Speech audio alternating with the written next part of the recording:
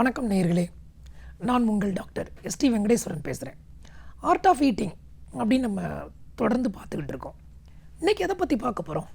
உணவோட ரொம்ப சம்மந்தப்பட்ட ஒரு பொருள்னே கூட சொல்லலாம். என்னது? ரெஃப்ரிஜிரேட்டர், ஃப்ரிட்ஜ் இல்லாத வீடு இருக்குமா? ரொம்ப டவுட்டு. ரொம்ப ரேராக தான் பார்க்க முடியும்.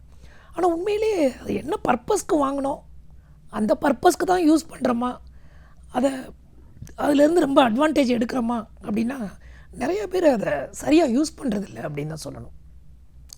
ஃப்ரிட்ஜில் வச்சு சாப்பிட்றதே விஷமா அப்படின்னா அப்படிலாம் கிடையாது. அப்போ முதல்ல என்ன சொல்கிறாங்க, ஃப்ரிட்ஜ் அப்படின்னா ஸ்டோர் பண்ணுறதுக்கு வாங்குகிறேன். ஸ்டோர் பண்ணுறதுக்கு எதுக்குங்க ஃப்ரிட்ஜ் வாங்கணும்? ஸ்டோர்வெல் வாங்கலாம், கபோர்டு வாங்கலாம், பாக்ஸை வாங்கிக்கலாமே. அப்போ ப்ரிசர்வ் பண்ணுறதுக்கு நம்ம நினச்சிக்கிறோம். அப்போ அந்த ரெஃப்ரிஜிரேட்டரில் எந்த பொருளை எங்கே வச்சா ப்ரிசர்வ் பண்ணும் அப்படிங்கிறது நம்மளுக்கு தெரிஞ்சிருக்கணும். இல்லைனா அவ்வளவு எக்ஸ்பென்சிவாக போட்டு எதுக்கு அதை வாங்கி நம்ம தவறாக யூஸ் பண்ணணும் இல்லை? அப்போ பொதுவாக ஃப்ரிட்ஜில் என்ன வைக்கிறாங்க கேட்டால் எல்லாம் என்ன சொல்கிறாங்க, காய்கறி பழங்கள் வைக்கலாம், மாவு வைக்கலாம், தயிர் மோர் வைக்கலாம், கூல்ட்ரிங்க்ஸ் வச்சுக்கலாம், ட்ரிங்கிங் வாட்டர் வைக்கலாம், எக் வைக்கலாம், வேறு என்ன வைக்கிறோங்கிறாங்க, பூ வைக்கிறேங்கிறாங்க, சில பேர் நெயில் பாலிஷ் வைக்கிறோங்கிறாங்க, வச்சுக்கலாம் தாராளமாக.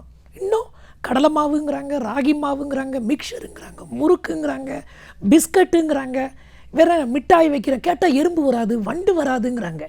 எனக்கு தெரிஞ்சு எதைத்தாங்க வைக்கலை, எனக்கு தெரிஞ்சு செருப்பையும் ட்ரெஸ்ஸையும் தவிர எதுனாலும் குப்பை தொட்டி மாதிரி வீட்டில் ஃப்ரிட்ஜுக்குள்ளே தாங்க இருக்குது. என்னைக்காவது ஃப்ரிட்ஜை க்ளீன் பண்ணும்போது பார்ப்போம் நம்மளே, கீழே ஒரு பாக்ஸ் திறந்தால் கொத்தமல்லி புதினா போன தீபாவளி பொங்கலுக்கு எங்கேயாவது சீப்பாக கிடச்சிருக்கும், வாங்கி வீட்டுக்குள்ளே குமிச்சு போட்டிருப்போம். அது உள்ளே அழிவு போய் கிடக்கும். இதுலேருந்து என்ன தெரியுது? உண்மையிலே ஃபுட்டு பாதுகாக்கப்படுதா? கிடையாது. அப்போ எதுக்கு? அப்போ வெளிநாட்டில் வாங்கினா அப்படின்னா அவன் ப்ராப்பராக யூஸ் பண்ணாங்க. நீங்கள் நம்ம ஊரில் தடுக்கி விழுந்தால் காய்கறி கடைங்க இல்லை, அவங்களுக்கு 2 பேரும் வேலைக்கு போவாங்க. ஒரு காய்கறி பழங்கள் வாங்கணும் அப்படின்னா அவங்க பல மைல்ஸ் ட்ராவல் பண்ணணும். வார கடைசியில் தான் அவங்களுக்கு ரெஸ்ட்டே கிடைக்கும். நம்மளுக்கு அப்படி ஆஃபீஸை விட்டு வெளியே வந்தால் காய்கறி கடை, வீட்டு தெருமுனையில் காய்கறி கடை. அப்போ சமைச்ச உணவே வைக்கக்கூடாதா? வைக்கலாம், தாராளமாக வைக்கலாம். நீங்கள் நினைக்கிறது புரியுது. 2 பேரும் வேலைக்கு போகிறோம், இவர் சொல்கிறத பார்த்தா டெய்லி சமைக்கிறதுலாம் நடக்கிற காரியமா அப்படின்னு உங்கள் மனசில் ஓடுது இல்லை? கண்டிப்பாக நான் உங்களுக்கு 2 பேரும் வேலைக்கு போகிறீங்களா, இனிமேல் டெய்லி சமைக்காதீங்க. ஏன் டெய்லி சமைக்கிறீங்க? ஆடிக்கு, அமாவாசைக்கு, தீபாவளிக்கு, பொங்கலுக்கு ஒரு நாள் சமைங்களேன் போதும். ஆனால் எங்கே வைக்கணும்னு தெரிஞ்சிருக்கணும் அந்த உணவை. ஆனால் நம்ம வீட்டு ரெஃப்ரிஜிரேட்டரில் என்ன இருக்கும்? 2 கம்பார்ட்மெண்ட் ஜென்ரலாக பொதுவாக. ஒன்று மேலே குட்டியாக இருக்கும், இன்னொன்று ஜென்ரல் கம்பார்ட்மெண்ட்னு வச்சுக்கலாம். அப்போ இந்த மேலே இருக்க பாக்ஸில் என்ன வைப்போம்? ரேராக சம்மரில் கூல்ட்ரிங்க்ஸுக்கு தேவையான ஐஸ் எடுக்கிறதுக்கு தான் அதை யூஸ் பண்ணுவோம். மித்த நேரம் அதை திறக்கவே மாட்டோம். மித்த நேரமில் அந்த ஜென்ரல் கம்பார்ட்மெண்ட்டில் தான் வைப்போம். எதை வைக்கிறோம்? மிச்சமானதெல்லாம் தூக்கி குப்பை தொட்டியில் போடுறதுக்கு பதில் இது ஒரு அழகான காஸ்ட்லியான குப்பை தொட்டி என்னை பொறுத்த மட்டும் அங்கே ஒண்டி வச்சிடுறோம். என்ன சொல்கிறீங்க? இல்லை சார், நாங்கள் மறுநாள் எடுத்து சூடு பண்ணிடுறோமே அப்படிங்கிறீங்க. நீங்கள் என்ன டெம்பரேச்சரில் வச்சு ஹீட் பண்ணாலும் கிருமிகள் கொல்லப்படலாம். ஆனால் அந்த கிருமிகள்லேருந்து வருது பாருங்கள், எக்ஸோ ஆர் எண்டோ டாக்ஸின்னு, அது அந்த உணவுலேயே தாங்க இருக்கும். ஏன்? ஃப்ரிட்ஜில் என்ன டெம்பரேச்சர்? 4 to 6 degree centigrade. அந்த டெம்பரேச்சர்லேயும் சில கிருமிகள் இனப்பெருக்கம் செய்யுங்கிறோம்.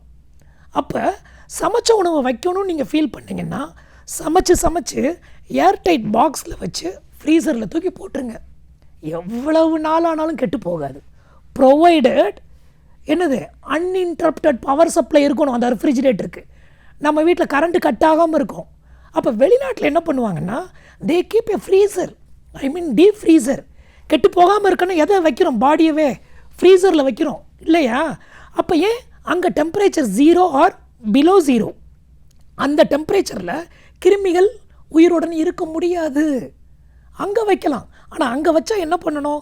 அதை டீஃப்ராஸ்ட் பண்ணுறதுக்கு 20 நிமிஷத்துக்கு மேலே ஆகும். நீங்கள் 20 நிமிஷத்தில் நீங்கள் அழகாக குக்கிங்கே முடிச்சிருவீங்களே, நம்ம மக்கள் தான். அப்போ கொஞ்சம் சென்சிபிளாக சமைக்காத உணவுகளான காய்கறிகள், பழங்கள், மருந்துகள்லாம் இன்ஃபேக்ட் ஃப்ரிட்ஜில் வைக்கிறது தான் ரொம்ப நம்மளுக்கு எஃபிகசியை கொடுக்கும் அப்படிங்கிறாங்க. ஸோ அப்போ இனிமேல் சமைத்த உணவுகளை நம்ம எந்த இடத்துல வைக்கணுமோ, இல்லை ரொம்ப நாளைக்கு உள்ளே வச்சு சாப்பிட்றதெல்லாம் கொஞ்சம் குறைச்சிக்கிட்டீங்க அப்படின்னா கண்டிப்பாக நம்ம ஆரோக்கியம் மேம்படும் அப்படிங்கிறதுல எந்த விதமான டவுட்டும் வேண்டாம். நன்றி, வணக்கம், மீண்டும் சந்திப்போம்.